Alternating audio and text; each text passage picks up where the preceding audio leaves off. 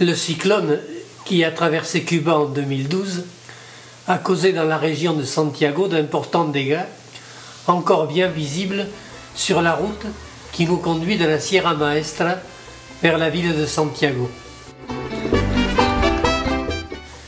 Nous ne resterons pas longtemps dans la ville qui fut capitale de l'île pendant 31 ans, entre 1522 et 1553. Notre court séjour commence par la visite du Castillo del Moro, une forteresse située à 10 km au sud-ouest de Santiago. C'est la plus ancienne forteresse de la ville.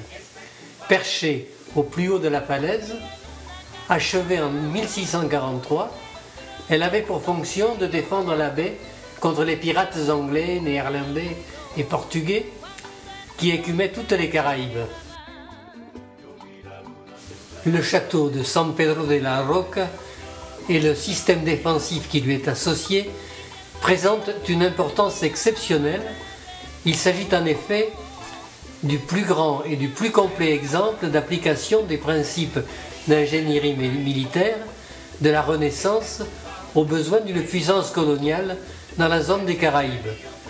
Son emplacement privilégié et son adaptation à la topographie inscrivent ce château dans un groupe bien défini de 3 forteresses analogues dessinées par 2 célèbres architectes militaires italiens, le père et le fils, Bautista et Juan Bautista Antonelli. Les 2 autres sont le château des 3 rois à La Havane, à Cuba, et celui de San Sebastián à San Juan, à Puerto Rico. Le château a subi très peu de modifications depuis la fin du XIXe siècle, lorsqu'il fut désaffecté, jusqu'aux années 60 du XXe siècle, date du début de sa restauration. Il est extrêmement bien conservé.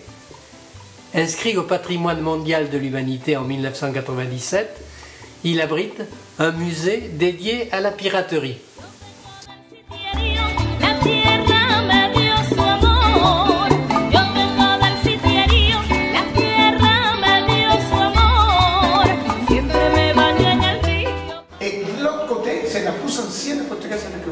Beaucoup plus ancien que celle-là, que c'est le château de la Royal Force. Alors ça veut dire qu'autour de Moro, il y a quelques d'autres 3 forteresses autour. Ça veut dire que c'est un système défensif. C'est pas seulement une simple forteresse. Comme ça, Santiago, on va voir quelques restes des anciennes fortes forteresses autour de Santiago, quelques photos que nous allons montrer de l'autre côté, et la Havane aussi. Ici, mes amis, ce sont des dessins qui sont vraiment très anciens, mais qui nous montrent aussi quelques autres petites forteresses construites autour là-bas, ainsi que c'était Santiago à l'époque. Ça c'est la forteresse quand j'ai commencé la construction. Ce sont des anciens dessins aux cartes qui montrent le système défensif.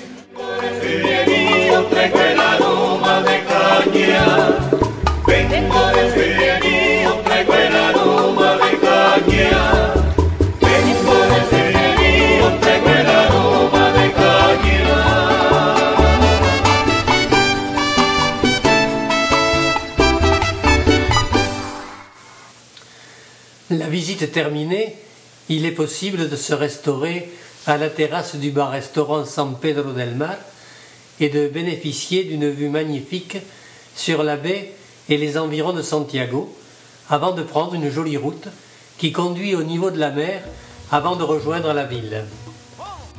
Vaya, llegó la timba. Me tiene sin cuidado. Te invita, sabrosa, para que lo goce. Me tiene sin cuidado. Vaya, Ramón. Me tiene. Yo no niego de que tengo un gran H, de que la suerte ha iluminado mi camino. Es una gracia, como dice mi abuelita, que Dios me ha dado y que nadie me la quita. Que Dios me ha dado y que nadie me la quita.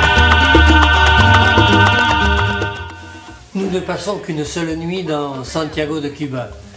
Le temps de rencontrer Zoé qui a quitté le Pays Basque pour rentrer chez elle et, le lendemain, nous reprenons la route après un passage par la place Antonio Maceo. Antonio Maceo, ou le titan de bronze, héros national de la lutte pour l'indépendance de l'île. À côté de 23 barres figurant des machettes, sa statue équestre continue d'appeler de la main à défendre une liberté chèrement acquise. Candela!